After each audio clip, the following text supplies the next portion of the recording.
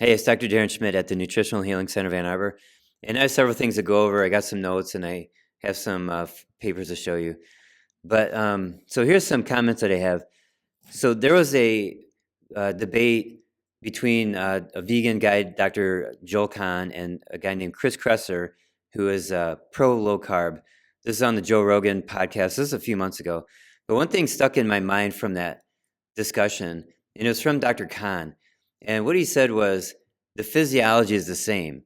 Basically, his message is eat plants, meat is bad. And if you veer from that, then your health will falter. And we already know this.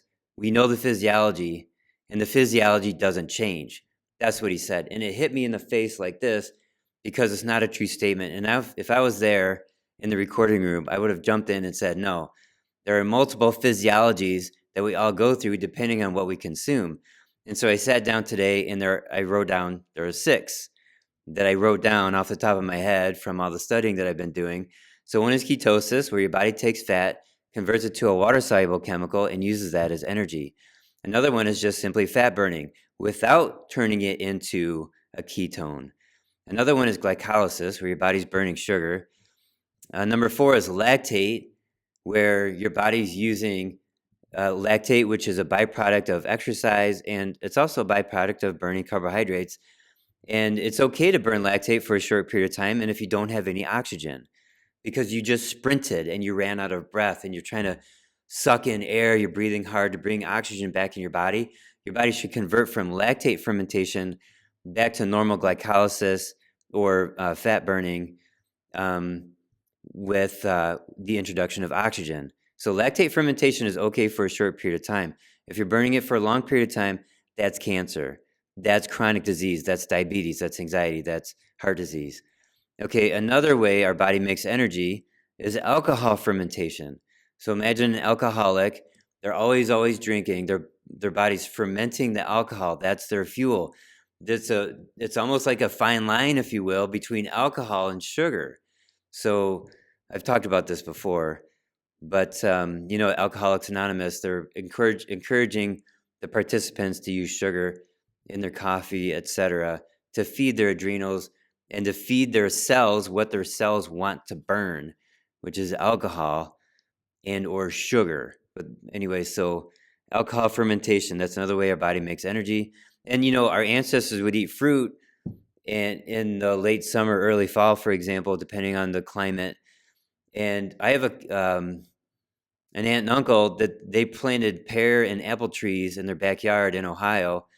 And there's times when their ground is just covered in pears and apples, and most of them are fermenting right there on the ground, and the bees and the wasps are sitting on the fruit, soaking up the sugar.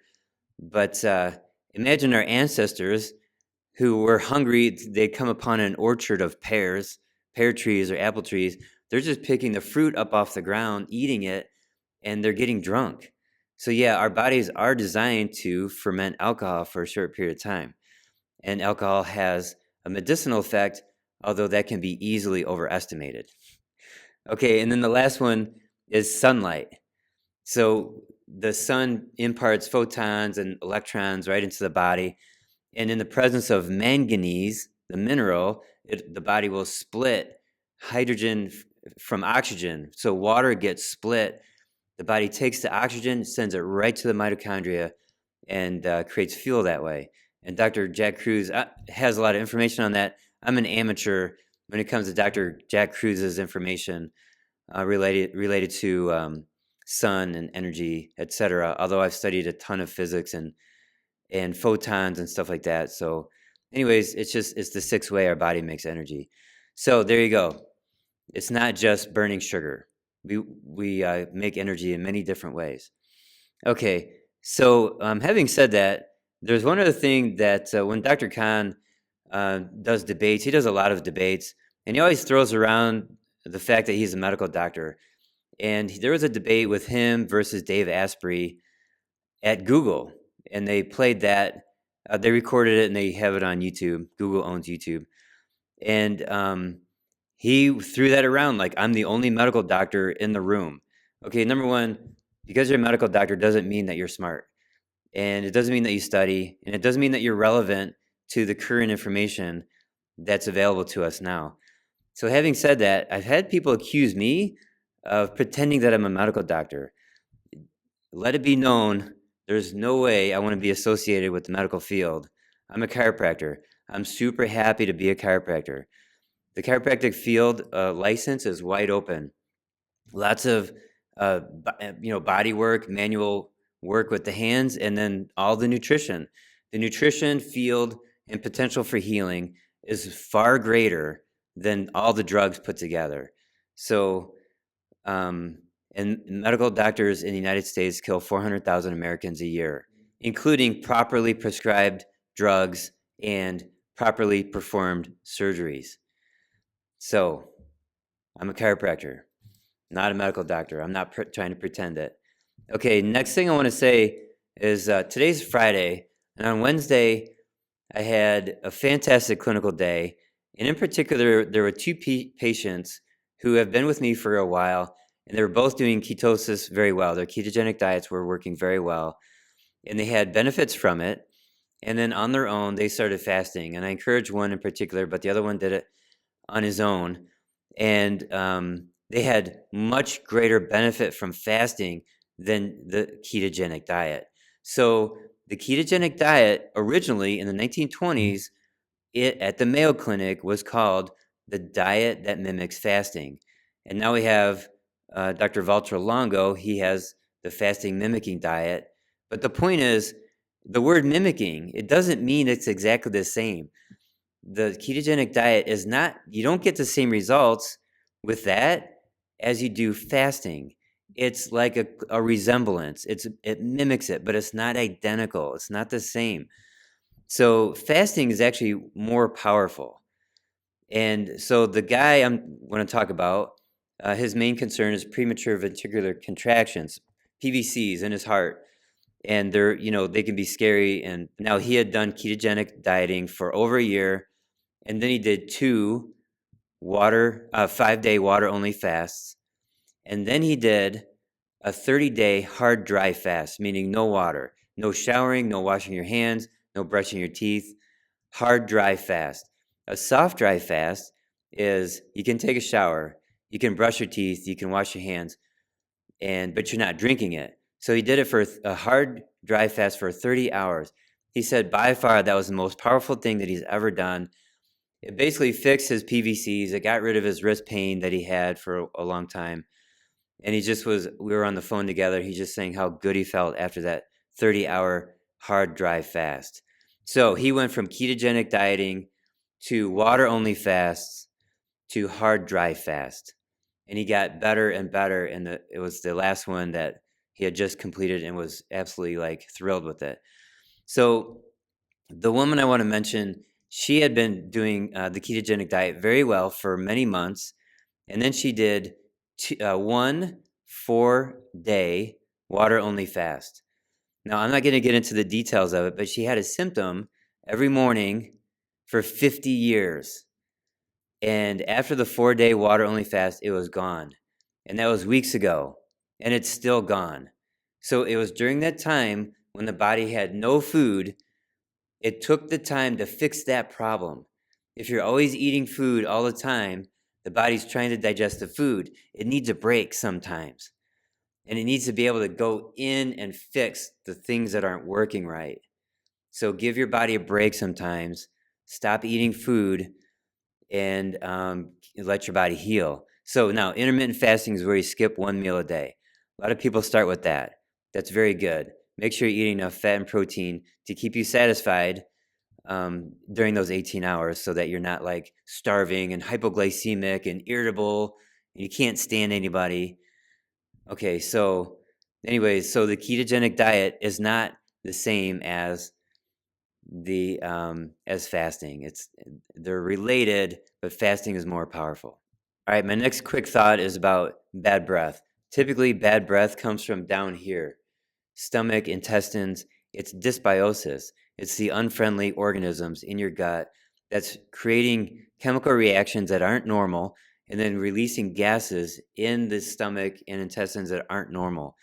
They cause burping, they cause bloating, they cause ulcers, hiatal hernia, acid reflux, heartburn. A lot of those symptoms come from dysbiosis. Now, it could be parasites too. So when you go to a dentist and you say, hey, I have bad breath, what do? They brush your teeth. Okay, that's not it most of the time. It comes from below. So just keep that in mind. I just wanted to share that with you. So let's talk about multiple rounds of fasting and how beneficial it is. I'm going to give you the story of Oscar the dog.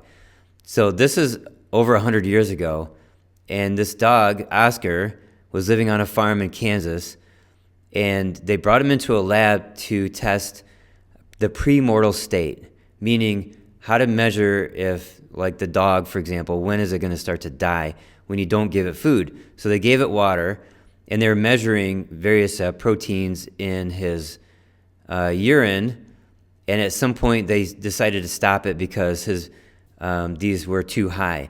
It was at day 45. So they started feeding him food, and they sent him back to the farm. A year later, the scientists brought him back, and they expected to see the urea, the proteins, start to rise again at 45 days, but it didn't happen at 45 days. It was day 103. So over 100 days without food, the dog was able to jump over the 3-foot fence to get into his kennel. Oscar had adapted to a state of starvation. Adaptation, that's super important. His cells got stronger from the first time that he fasted. And what we're going to do is we're going to go straight to 1911.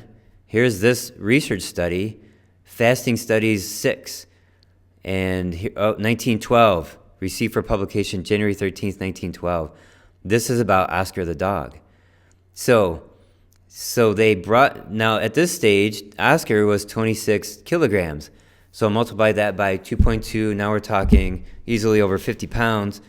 And they fed him only water. And he went from February, where is this? He went 117 days, from February 6th to June 2nd. Now, here's what's interesting about this. Oscar was doing much better than the other dogs because he had already fasted twice. And he continued to jump out of his cage up to and including the 101st day of fasting, and they prevented him from doing that further because they were afraid he was going to injure himself. So in order to avoid injury, he was not permitted to jump into his cage, but he still wagged his tail vigorously and frequently barked when we approached the cage. So he went 117 days. He lost 63% of his body weight. He weighed 9 kilograms. So for the rest of the summer, he went back to the farm, and he was brought back in the fall, and he was found to weigh somewhat more than he did at the commencement of the first fast. He also seemed to be stronger, more energetic, and in better all-around physical condition that he had been before he was subjected to the 117-day fast. So multiple rounds of fasting is super important, and your body gets stronger, and I don't think we give our bodies enough credit.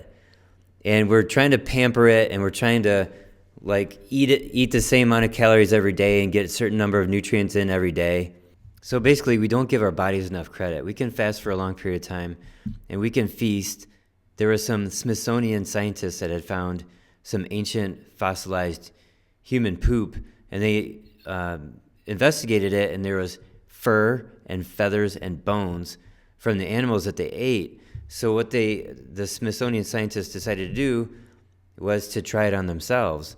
They took animals, and they just crushed them with a rock to break up the bones on the inside, and they ate the animals that way, including all the skin and the fur and the bones, the skeleton, the skull, the vertebrae, the legs.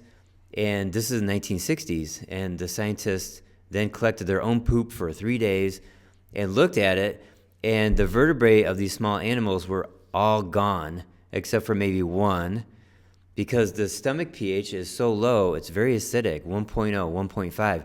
Most of the skull was dissolved, and yeah, the fur came out intact because we're not designed to digest fur or hair, our own hair. So our ancestors would do that, hunt the small animals, crush them all up, and then just eat it like that, including the skin, the fur, and the feathers too. So these are points that I've learned. I wanted to share them with you. I hope you enjoyed it.